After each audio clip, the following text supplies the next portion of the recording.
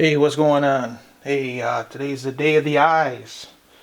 Got a bunch of new Apple products. I just upgraded my phone from an iPhone 6 Plus to an iPhone 7 Plus.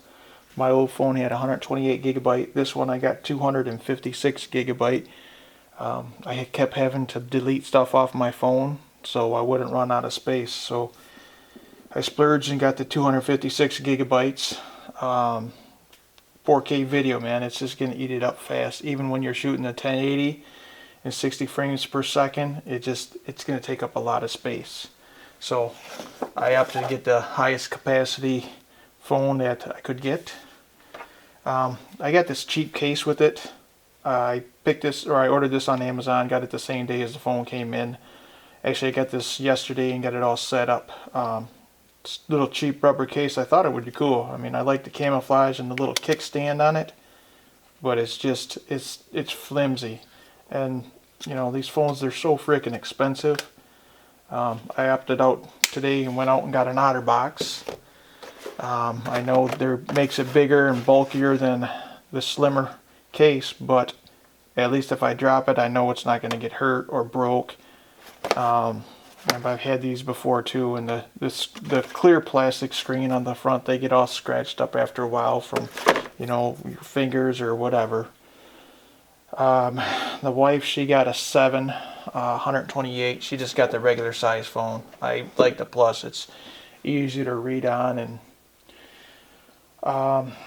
also, let's see, I picked up today, well, you could see the Osmo Mobile. When I brought my buddies from work, I really liked how stabilized the video was, and with the testing of it, of walking and running and, you know, jogging and stuff, the video stayed pretty steady. So I was happy with that. And then with the new phone and using this, I know I'll use it to make a lot smoother videos, better stabilized video, and so these kind of go together. iPad. I got a new iPad Pro, 128 gigabyte. My last iPad was a 4th generation, and I actually took it out of the little keyboard case that I had with it and went to put it on my DJI Phantom 4 controller, and the iPad would not fit on the controller.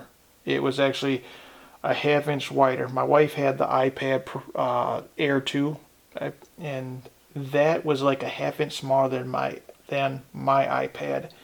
So that kind of ticked me off. I ended up going out and getting this basically to use with a drone, so I could have the bigger screen, and I think that's going to be cool. I also picked up the pencil to go with it for drawing. Got this decent case for it. I was going to get a slim case, but they didn't have them in stock, so I hate taking new electronics and not having a case to put them in. I'm always a fear of dropping them or something and breaking it, so I ended up getting this.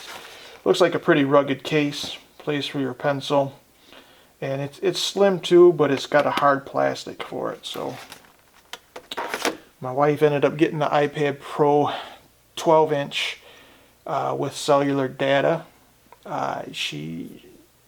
I think we got like unlimited data usage for $25 a month through Sprint, so that's going to be nice when we go on trips or whatever, or we're on the road driving. She can just mess around with her iPad. They're freaking huge. I didn't want one of those. I wanted one that would fit with the drone, so we'll be using this with the drone, and just gotta pull these out tonight, get everything charged up, and start using them tomorrow. Really looking forward to doing that. I love new electronics, but they're just so expensive, man. But I get a lot of use out of it. My last iPhone I had for probably 3 years or so before I finally broke down and got this new one. iPad I had for 4 years, and this is something new.